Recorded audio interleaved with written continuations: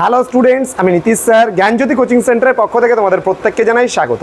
তো স্টুডেন্টস, আজকে আমি তোমাদের সঙ্গে যে বিষয়টি নিয়ে আলোচনা করব সেটা হচ্ছে সেকেন্ড সেমিস্টার মেজর সোসিওলজি।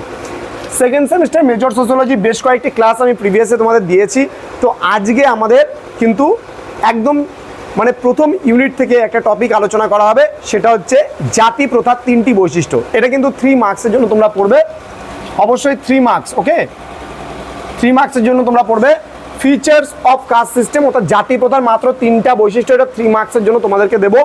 তো স্টুডেন্টস, ক্লাসটি শুরু করার পূর্বে দেখবে যে ক্লাসটি আজকের করবে শেষ পর্যন্ত, দেখবে তোমাদের এটা পুরো কমপ্লিটলি হয়ে যাবে। ওকে, তো ক্লাসটি শুরু করার পূর্বে তোমাদের প্রত্যেকদিন ছোট্ট একটা ইনফরমেশন দেই, সেটা হচ্ছে যদি এখনো পর্যন্ত আমাদের অফিসিয়াল ইউটিউব চ্যানেলটিকে সাবস্ক্রাইব করে না থাকো তাহলে অবশ্যই চ্যানেলটিকে সাবস্ক্রাইব করে পাশে থাকা বেল আইকন অল প্রেস করে দাও। যারা ফেসবুক পেজে আমাদের ভিডিওটিকে ফলো করছো মানে তারা কিন্তু অবশ্যই আমাদের চ্যানেলটিকে ফলো করে রাখো। এছাড়া তোমরা যদি ভাবছো যে অনলাইনে আমাদের কাছে কোর্স করবে বা পড়বে, তারা অবশ্যই যোগাযোগ করতে পারো আমাদের 6295916282 এবং 7076398606 নম্বরে। তোমাদের টোটাল কোর্স ফি রয়েছে মাত্র 999 রুপিস। এর মধ্যে তোমরা পুরো প্যাকেজে কী কী পাচ্ছ? মেজর পাচ্ছ, মাইনর পাচ্ছ, এমডিসি পাচ্ছ, বিএসসি পাচ্ছ, এইসি পাচ্ছ, এসিসি পাচ্ছ। পুরো 6টা সাবজেক্টের পুরো প্যাকেজ পাচ্ছ মাত্র 999 রুপিসে। তো সময় নষ্ট না করে আজই যোগাযোগ করতে পারো আমাদের জ্ঞানজ্যোতি কোচিং সেন্টারে।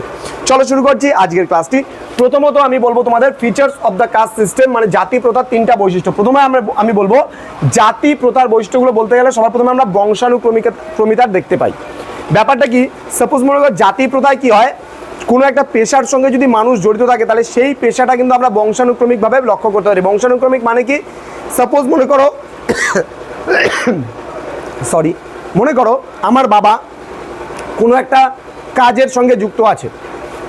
সাপোজ মনে করো সে স্বর্ণকার, তাহলে আমিও স্বর্ণকার এবং আমার সন্তানও স্বর্ণকার। এইভাবে বংশ পরম্পরায় বংশগতভাবে আমরা জাতি প্রথাটাকে এক স্তর থেকে অন্য স্তরে যেতে দেখি। অর্থাৎ জাতিগত ব্যবস্থায় বা জাতি প্রথায় কিন্তু বংশানুক্রমিকতাটা লক্ষ্য করা যায়। তাহলে যে যেই প্রফেশনের সঙ্গে যুক্ত থাকে তার পরবর্তী জেনারেশন কিন্তু সেই প্রফেশনের সঙ্গেই কিন্তু জড়িত থাকছে। নেক্সট আমরা যে পয়েন্টটা আলোচনা করবো সেটা হলো অন্তঃবিবাহকারী গোষ্ঠী। দেখো জাতি প্রথায় কি হয়, জাতি প্রথায় মানে এখানে কিন্তু কোনো বর্ণ পরিবর্তন বা কাস্ট পরিবর্তন হয় না। কাস্ট পরিবর্তন কেন হচ্ছে না? কারণ এখানে কিন্তু সমজাতির মধ্যে বৈবাহিক সম্পর্ক স্থাপন হলে তাকে আমরা অন্তর্বিবাহ বলছি। সাপোজ মনে করো দেখা যাচ্ছে যে কোনো একটা মানুষ, সাপোজ মনে করো রামদাস, আমি বলছি রামদাস, ঠিক আছে, রামদাসের প্রণয় করছে সেম কমিউনিটির বা সেম জাতির রীতা দাসের সঙ্গে সাপোজ মনে করো। তাহলে এখানে কি হচ্ছে? দাস দাস, অর্থাৎ এখানে অন্তঃবিবাহকারী গোষ্ঠী এইটাকেই বলা হচ্ছে যখন তারা নিজস্ব কমিউনিটির মধ্যে বা নিজস্ব জাতি বা নিজস্ব সম্প্রদায়ের মধ্যে যখন বৈবাহিক মানে সম্পর্ক স্থাপন করছে, তার মানে এটাকে আমরা কি বলছি? অন্তর্বিবাহকারী গোষ্ঠী। তাহলে এই জিনিসটা কি দেখা যায় যে জাতি প্রথার একটা গুরুত্বপূর্ণ বৈশিষ্ট্য হলো এখানে অন্তর্বিবাহকারী মানে গোষ্ঠী কিন্তু পরিলক্ষিত হচ্ছে।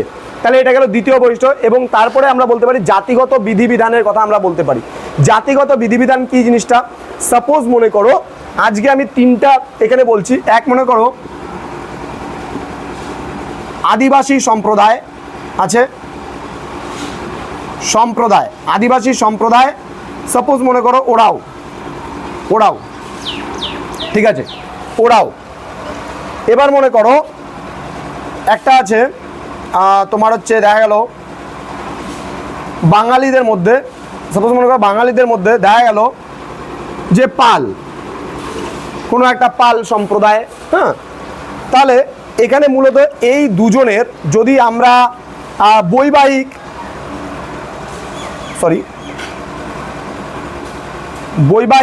যদি আমরা নিয়মগুলো দেখি, তাহলে বৈবাহিক নিয়মগুলো দেখলে আজকে দেখবা যে আদিবাসীদের যা বিবাহের নিয়ম এবং বাঙালিদের যা বিবাহের নিয়ম বা পালদের যা বিবাহের নিয়ম বা দাসদের যা বিবাহ, মনে করো দাস আর একটা সম্প্রদায় আছে, এদের যে বিবাহের নিয়ম হবে সবার বিবাহের নিয়ম কিন্তু আলাদা।